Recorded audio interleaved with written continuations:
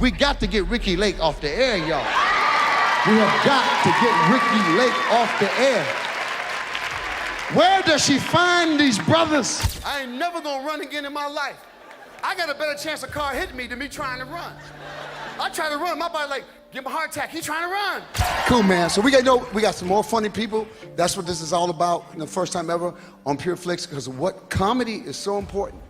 Comedy is so important to keep people's health. Remember, I used to say, man. Once hailed as one of the comedy greats of his era, Sinbad has mysteriously faded from the spotlight for an extended period. But recently, he opened up about the reasons behind his prolonged absence. And interestingly, it appears that Kevin Hart played a significant role in bringing this revelation to light. What is the truth? Let's find out.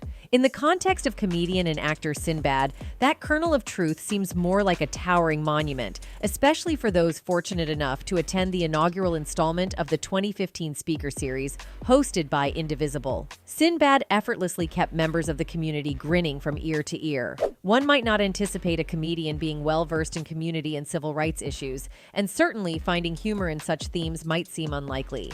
Yet Sinbad proved to be the ideal person for the task. He skillfully guided members down memory lane, unveiling some uncomfortable truths beneath the surface of his uproarious comedic material.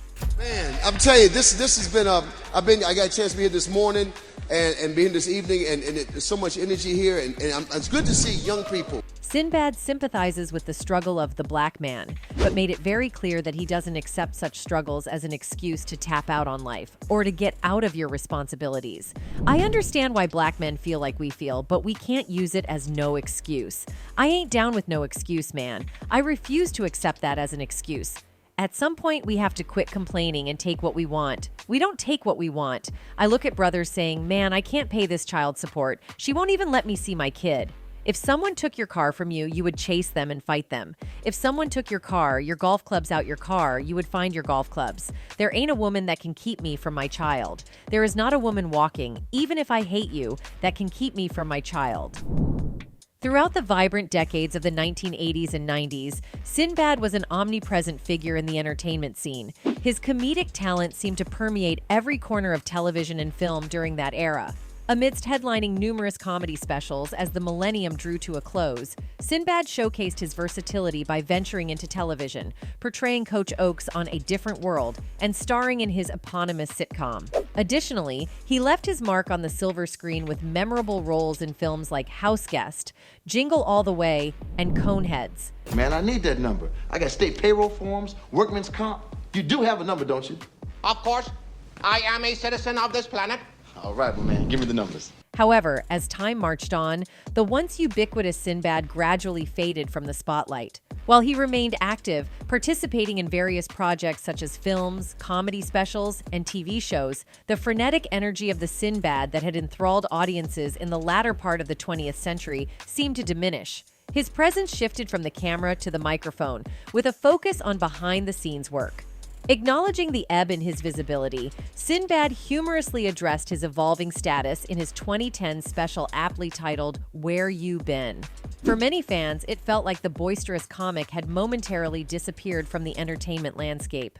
Sinbad, however, was far from gone, opting for a different avenue to express his comedic prowess. Maybe it's like 30, 40 comics. I said, that one there is gonna make it. And I'm gonna borrow money from her. Careers have their peaks and valleys, but Sinbad's was all peak for a long time. So how did he go from comedy goldmine to someone who's left people wondering what happened to Sinbad? Before adopting the stage name Sinbad, David Adkins navigated through a series of diverse jobs, including a stint in the United States Air Force. During his military service, Adkins entered the Air Force's talent contest in 1981, a competition he lost. Seeking an exit, he repeatedly went AWOL in pursuit of other interests, and his discharge eventually came about due to what he humorously described as parking my car in the wrong position. Sinbad's foray into stand-up comedy was born out of his experiences within and outside the USAF. Determined to make a mark in the entertainment world, he decided on a name change. Choosing Sinbad in homage to the character in Sinbad the Sailor, he has carried that moniker ever since. His initial breakthrough occurred on the talent competition series Star Search, where he competed against Dennis Miller and John Kassir, the latter emerging as the victor. I think it was just a heyday. of comedy. Yeah. And everybody was unique, everybody's trying to be different. And if you're funny, you're funny. If you're not, you're not. Although Sinbad secured second place, his career gained momentum. He landed the role of Byron Lightfoot on The Red Fox Show. Despite the show's premature cancellation after just 13 episodes due to low ratings and a competitive time slot, it provided Sinbad with an entry point into the professional comedy realm. A walk-on appearance on The Cosby Show in 1987 opened doors, leading to a recurring role on the spin-off series, A Different World. They're looking for a comedian, and they're saying, we need a comedian, we need a comedian that can act. So I go in there, Mario Van Peebles, all the basic light-skinned brothers, are going for the same. Following his initial triumphs, Sinbad's television career soared with his breakout role on A Different World. Portraying Coach Walter Oakes from 1988 to 1991 in 74 episodes, the show became a platform that significantly bolstered his career. Departing from the series in pursuit of broader horizons, Sinbad expressed his interest in film projects and the development of his own TV series, as revealed to Vanity Fair. His popularity from A Different World led to Fox offering him his own titular series, The Sinbad Show, which premiered in 1993. Although not directly reflective of the comedian's life, the show shared certain parallels. Sinbad portrayed David Bryan, a bachelor who becomes the guardian of 2 foster children, coinciding with his own experience of recently obtaining joint custody of his 2 children following a divorce, as reported by Jet magazine. We all want something else other than what we have, and don't realize what you got works. It works. It does work. You gotta work. While The Sinbad Show did not achieve widespread success and faced cancellation after just 1 season, Sinbad remained resilient. Despite the show's brief run, he earned a nomination for Favorite Television Actor at the 1995 Kids' Choice Awards. Undeterred, 1990 marked a significant milestone in Sinbad's career as he delivered his first HBO comedy special, Sinbad Brain Damaged, solidifying his impact on the entertainment industry. But say the best show was Halftime. Halftime be the show at a black campus. Forget the football team, have a band, that's all you need. In the vibrant comedy landscape of the 1990s, securing a spot on HBO was a key milestone for comedians. And for Sinbad, this opportunity arose in 1991 with the release of his inaugural comedy special, Sinbad Brain Damaged. Recorded before a lively audience at Morehouse College in Atlanta, Georgia, the special resonated strongly with viewers, showcasing enduring humor that stands the test of time and propelling Sinbad into superstardom. This HBO special marked a pivotal moment in Sinbad's career. While he had already achieved success in television, the exposure and acclaim garnered from Sinbad Brain Damaged elevated him to household name status. Demonstrating the essence of hit the ground running, Sinbad's collaboration with HBO became a recurring success story. Not content with a single special, he continued to produce new HBO comedy specials, each contributing to his growing fame and prominence in the entertainment industry. It was like, see, bands, no, there ain't nothing to shout about. Because the band there, it was like at halftime, you went to get something, it'd be... People also vividly remember Sinbad's presence in movies and on television during the 1990s. There's a good chance you associate him with a role that never actually existed. Despite popular belief, Sinbad never starred in a movie called Shazam, a fact even confirmed by his own children who have addressed the misconception on various programs like NBCLX. So, how did this false memory take root? Welcome to the Mandela Effect, a curious phenomenon where a large group of people collectively holds a memory that turns out to be incorrect. This can range from simple misconceptions like thinking the Monopoly man wears a monocle. In Sinbad's case, the widespread belief centers around a non-existent movie. His children, appearing on NBCLX, suggested that the confusion likely stems from Shaquille O'Neal's Genie movie, Shazam. Dare to wake me. Despite the absence of any real Shazam movie starring Sinbad, he managed to turn the situation to his advantage. Sinbad cleverly capitalized on the global misremembering with a College Humor Originals piece titled We Found Sinbad's Shazam Genie Movie, in which he both wrote and starred. As Entertainment Weekly put it, College Humor and Sinbad won April Fool's Day. The site claimed a member of the team found this VHS in a box behind a shutdown Blockbuster. The statement continued, "It's quite damaged, and most of it has been recorded over, but what's there is classic cinema and movie magic. We're excited to share it with audiences at large." The whole thing turned out to be a joke at the world's expense via a short trailer. However, in 1993, he packed the house at New York City's Paramount Theater at Madison Square Garden when he recorded his second special, Sinbad, Afros and Bell Bottoms. That special nabbed him an NAACP Image Award for Outstanding Variety Special. The following year, he released Sinbad, Son of a Preacher Man, and he just kept going. Special after special saw him receive fame and fortune. More importantly, he was nominated for numerous awards, and his fame only grew. Man, it's good to be back here. I tell you, it's wild coming back to them. I went to college out here. Yeah, I went to college. Yeah. 4 of the worst years of my life. Sinbad faced challenges in handling his finances, particularly in managing his bank account and fulfilling tax obligations. The origins of his money-related struggles are not precisely pinpointed, but a decline in work opportunities in the early 2000s compared to the previous decade likely contributed. This decrease in income intensified his financial difficulties, leading to substantial debts with various entities, including the state of California and the federal government. Along with his television success, Sinbad was also thriving in the film department. All of a sudden, it seemed as though Sinbad had completely disappeared, despite all that fame and once upon a time fortune. These days, getting gigs with the likes of Netflix isn't necessarily easy, as he recently revealed, "Yeah, they won't call me. Netflix? No. They said, we have an analytical structure. We have analytics that decide who should be on stage. I told my agent that I'm going to just write my own stuff and put some shows together, and then when they come in, I'll say I want $21 million.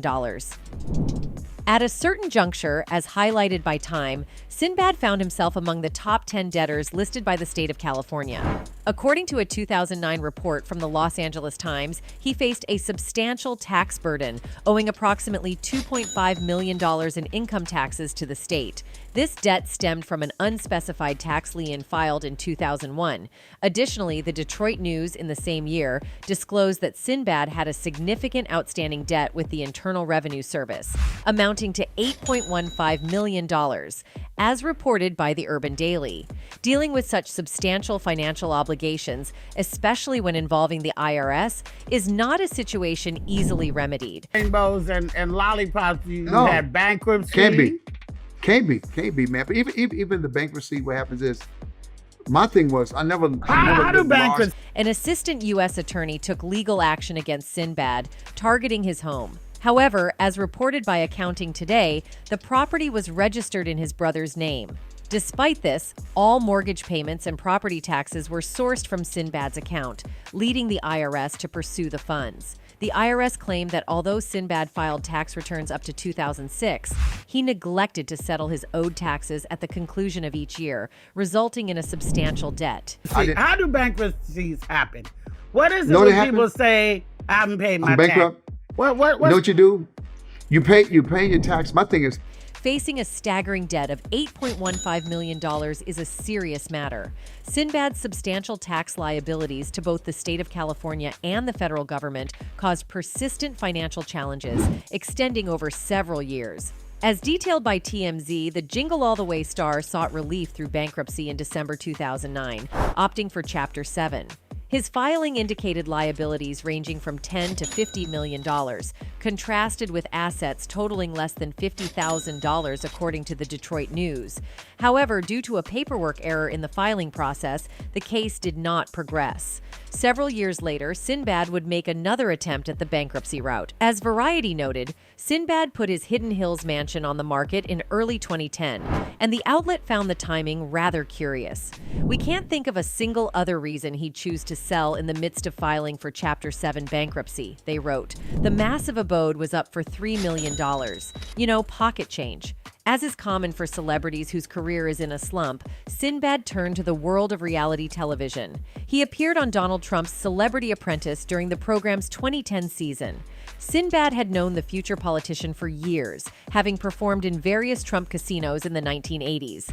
That said, he wasn't exactly a fan, telling Pasadena Weekly, "He's always been a jerk and selfish. New Yorkers let him get away with too much, like a baby that doesn't get corrected, and it grows up a nightmare." Despite his low opinion of Trump, he agreed to appear on his reality series. The Apprentice was supposed to be a joke, picking a guy who was bankrupt multiple times and letting him tell people they're fired, he explained to the outlet. However, it ended up being no laughing matter, as he came to regret doing the series.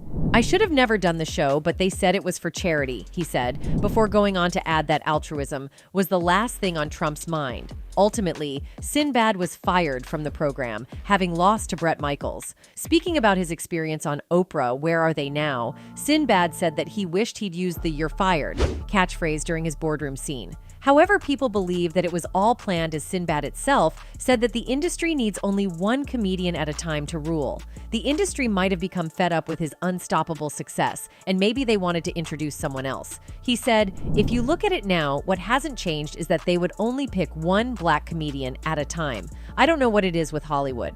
Well, we know what it is, and nothing has changed. Like right now, it's Kevin Hart, so you have Kevin Hart in 9 movies. But that's the only young brother you see, and there are a lot of funny young comics around, but they always find one of us, and that's the one who works. Well, it is claimed by Sinbad that they wanted Kevin to take the spotlight, and he became successful to make his place after Sinbad.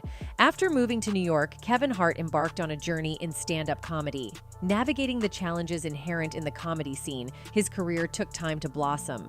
Despite facing obstacles, Hart's unwavering persistence, inherent talent, and distinctive comedic style eventually catapulted him into the realm of a household name.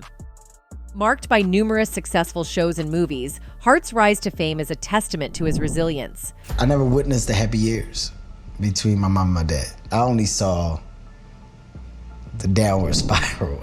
Focusing on themes derived from his tumultuous upbringing and personal encounters, Kevin Hart crafted an award-winning formula for his stand-up performances. His narrative stands as a powerful illustration of the significance of perseverance and determination in the relentless pursuit of success, even when confronted with adversity. Kevin not only defeated him in comedy, but also in the acting too. Kevin Hart stepped into the acting arena in 2002 with a modest role in the TV series Undeclared. However, it was his appearance in the 2004 comedy film Soul Plane that marked the beginning of his recognition in the industry. Despite mixed reviews for the movie, Hart's performance showcased his talent, opening doors for broader opportunities. Chicken or beef stroganoff? Chicken. I'll have the chicken. Thank you. In 2009, Hart ventured into stand-up comedy with his debut special, I'm a Grown Little Man, which not only achieved success but also solidified his reputation as a comedian.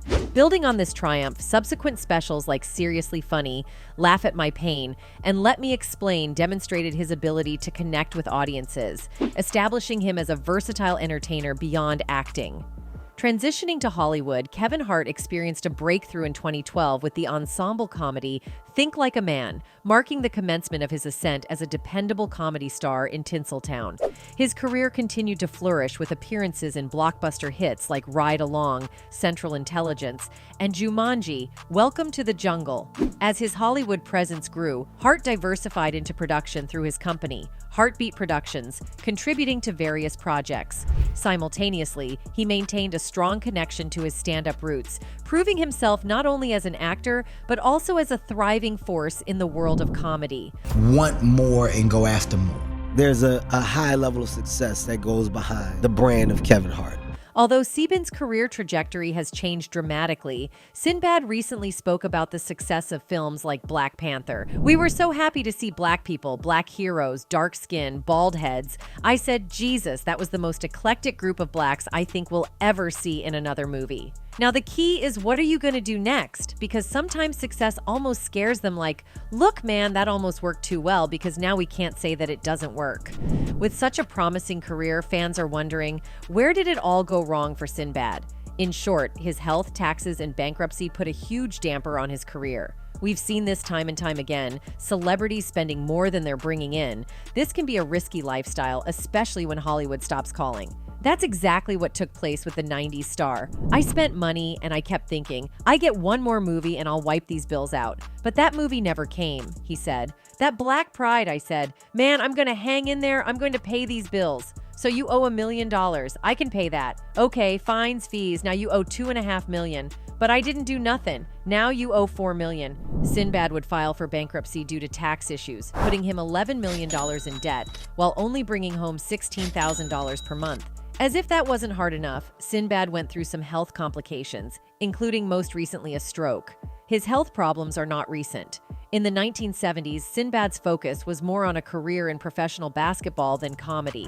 Playing for the University of Denver, his aspirations took a turn due to knee problems, as noted by the Daily Press. Unfortunately, these knee issues resurfaced later in life, impacting Sinbad's well-being. Man, all I do is go to rehab. I rehab. Sometimes you just let something break. I'm so tired of rehab, I just let stuff break. I just have a bad hand. I don't care. In 2010, the long-standing problems with his knees reached a critical point, leading to 2 knee replacement surgeries. He humorously addressed the first surgery in a comedy special aptly titled, "Where You Been?"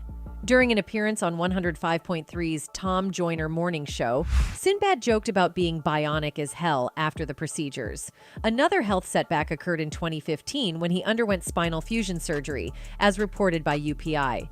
While the comedian didn't delve into the specifics of his back injury, he kept his fans informed about his recovery journey through updates on Twitter. Medical issues often bring with them significant challenges in terms of both time and finances. The expenses associated with medical procedures, even with insurance coverage, can be exorbitant. For instance, a study by Blue Cross Blue Shield revealed that the average cost of a knee replacement is approximately $30,000. When you factor in the recovery time and the inability to work, individuals, even public figures, may face the risk of losing opportunities in industries that are unforgiving of hiatuses. I never go through that woe is me. You can turn life around like this. Between 2010 and 2015, Sinbad did manage to make several appearances, but his celebrity profile during this period didn't match the heights of his earlier years. The combination of medical expenses, recovery periods, and the challenges of staying active in a competitive industry can significantly impact a public figure's career trajectory. Despite the scare, Sinbad's family kept optimistic that his road to recovery was going to be a good one. Sinbad is a light source of love and joy for many generations.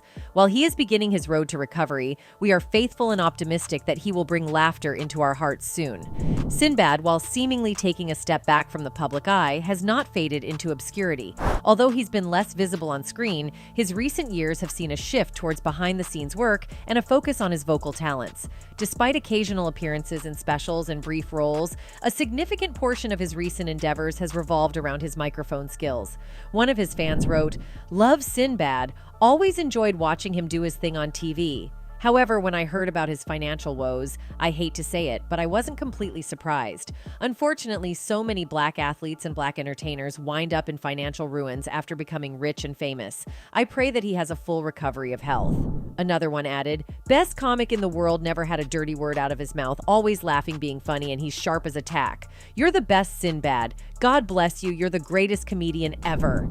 Nevertheless, there are individuals who contend that Sinbad may find it challenging to reclaim the spotlight, given that Kevin has firmly established himself in every conceivable aspect. That's it for today. See you in the next video. Until then, goodbye.